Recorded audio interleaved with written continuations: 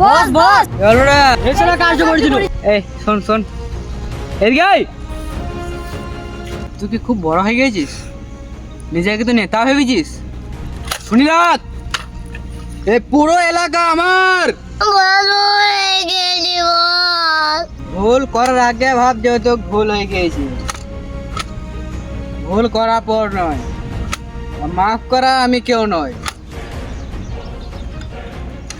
তবে একটা কথা বলতে পারি, বা একটা শর্তে মাফ করতে পারি। ক খ বলে দেখা, বসে বসে ক খ বলে দেখা।